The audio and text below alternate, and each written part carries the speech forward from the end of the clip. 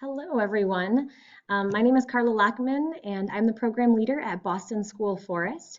And I apologize that I'm not with you today in your class to introduce you to the Boston School Forest site. But I have a group of seventh graders that I'm working with up in the high ropes course in the trees, and we also have a group of third graders on site learning about the biodiversity of the pond. So allow me to share with you a little bit by video about what we are about and about what the opportunities are for you to do your practicum observation at the Boston School Forest.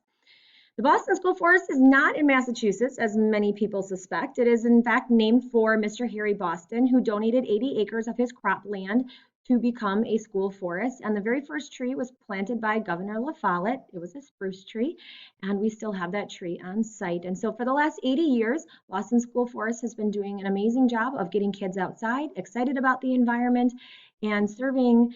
Right now, we're almost 8,000 students every single year. This is Oelke Lodge. Oelke Lodge is one of our main teaching buildings. It was built in the late 90s and is a geothermal building and has really cool features in it. And so if you are going to be observing our elementary classes, you will be in Oelke Lodge. If you come after November-ish, it might look a little bit different. In the basement of our Discovery Center, we have the Oelke Lodge. We have the Discovery Center. The Discovery Center is an amazing hands-on place that we have our kindergarten, first, second, and sometimes when it's raining, our third graders go and explore. There's things to touch and things to do and things to smell and things to listen to.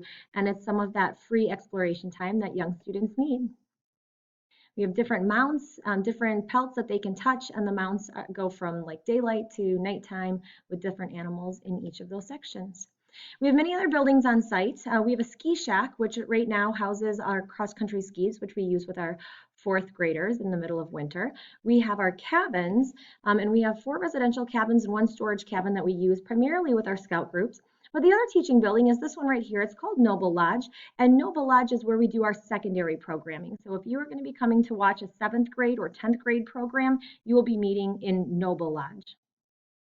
We have a new building, a Wisconsin Forest History Cabin, which we call the Lumberjack Cabin. It's a great example of how community members can come together and be able to build something that we will actually be using with our 4th grade when they learn about Wisconsin forest history. We have wonderful wildlife feeding stations all around the site. We are a total of 80 acres that we manage, and right now we are undergoing a timber harvest. And so the forest might look disrupted when you are here. We have a skid steer and a harvester still on site, and they're scheduled to be here for at least another week or so. But it might be hiking along the path and picking up some branches and making sure that some of that safety is met as well when you're here.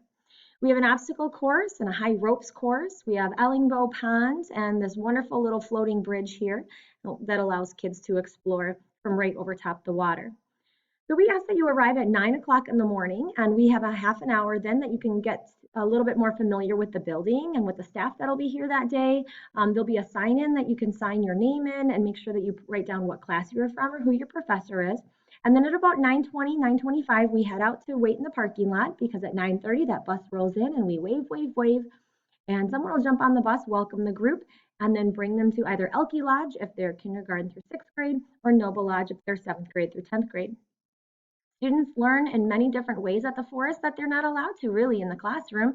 We allow the kids to make the discoveries. We want them to question. We want them to form ideas. And please, when you come, always be ready to listen because someone's going to tell you an amazing story about a snake that was eating this toad in their grandma's backyard.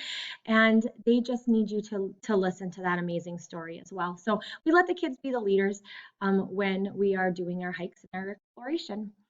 We encourage students to use all of their senses when they're making their observations, especially with our first graders. It's very sensory heavy, so we'll be talking about sight and hearing and smell and touch and yes, even taste out along the trail.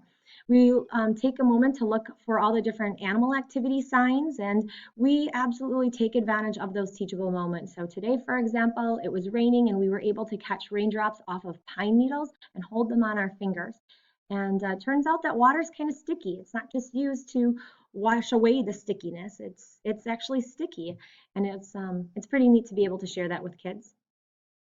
So in September, from now until the first week of October, actually, we will be hosting our third grade groups. And our third graders love it here. We talk about biodiversity and really link everything back to food chains and food webs. We take a hike in the morning, we'll come back, and we actually catch grasshoppers and feed the grasshoppers to the fish and part of the food chain. And then we have a lunch, and then after lunch, they do some pond study and look at food chains within the pond, and then they do the obstacle course, which is a big hit for third graders. Seventh graders will be running concurrently, so that's September again through the first week of October. And the theme is measurement in the forest. We'll be doing measuring solid, liquid, and gases and what trees have to do with solid. So solid timber in a standing tree. We'll be measuring this water that trees are able to take in through their roots, and gases, how much carbon dioxide can go through the leaves of trees in one day. The other half of the group will be doing the high ropes course. We'll be putting them up into the trees using our belay equipment. And so if you'd like experience with that, you can sign up for a secondary program. Fifth grade starts in October, actually the second week in October, and fifth graders will be doing tree diversity and the classification of trees. This is where they learn how to use a dichotomous key, and then they do a tree scavenger hunt that is all around the grounds, and they use the key then to key them out. We also teach them how to use a compass, and we send them out for orienteering on our compass course. 10th grade will be coming about the same time that 5th grade is, and the theme really is pond ecology, but also this is their last formal visit to the Boston School Forest, and so we'll be doing chemical water sampling using Lamont kits or hot test kits. And then they'll be doing a comparative analysis to an eco-jar project that they're currently doing in their classroom. We'll also then spend the afternoon reading just a little bit of Rachel Carson, Aldo Leopold, John Muir, Thoreau, and then they'll have an opportunity to do a 30 to 60-minute solo sit out in the forest in which they have a pencil and they have a paper, and they get to reflect on their past 12 years at the Boston School Forest.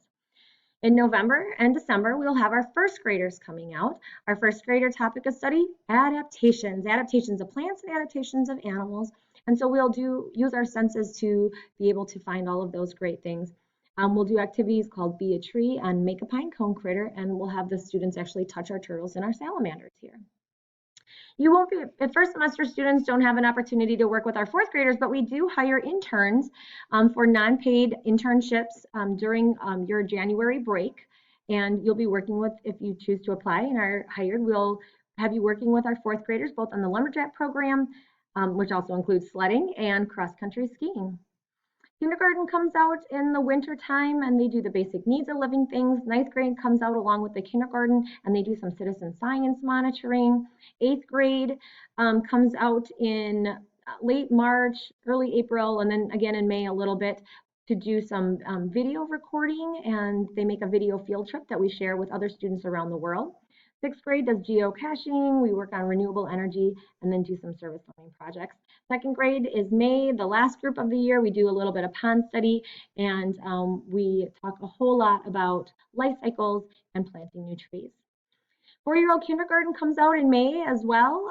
We have them just coming out to become aware of the forest. It's one of their first experiences here, and so we try to make that really positive for them. Our goals are to raise the awareness and the appreciation of our natural world at Boston School Forest, but then also to hopefully give them some of that curiosity and some of that appreciation to bring back into their own school, around their community and their neighborhood, and of course in their families. Your day at Boston School Forest looks like this. At 9 o'clock, we ask that you arrive and you come to Oelke Lodge or Noble Lodge to meet with the naturalists and kind of set up and prepare for the day. The kids are going to arrive at 9:30. We typically start with a snack, and 10 o'clock the morning activities begin. Around 11:30 is our lunch. Again, that can be different depending on weather and depending on the age group and depending on the arrival time if some groups get a little delayed. And then we'll do our afternoon activities, and we wrap up with activity in which we recap our day, and then we ask them to reflect on their day while we watch this cute, adorable chinchilla named Briar, who's 18 years old, take a bath. And then we get the kids out on the bus, and they depart at 2. You're welcome to stay with us to clean up and debrief. It's super helpful when we have our students staying, but you're welcome to leave at that time as well. In order to find us, a couple of different ways. You can take Post Road, which is Business 51, all the way south through Point, south through Whiting, south through Plover. You go south of 54 and through the roundabout, and you take a right by the water tower. And we'll be on Lincoln Avenue at 5084 Lincoln Avenue. This is on a handout as well that I'm going to show you.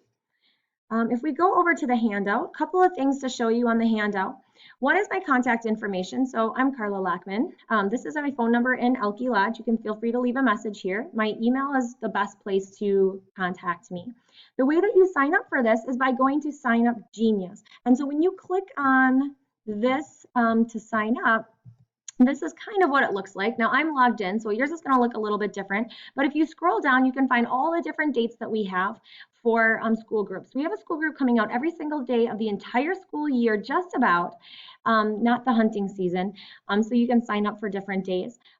You'll click sign up, then you hit submit and sign up, and then it'll prompt you to log in. So you have to kind of create a login, but don't worry, it's harmless.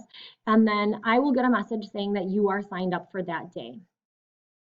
To take a look at our schedule, oh, let's see, I've got my sharing link up. I actually have a link that shows you how to find our schedule.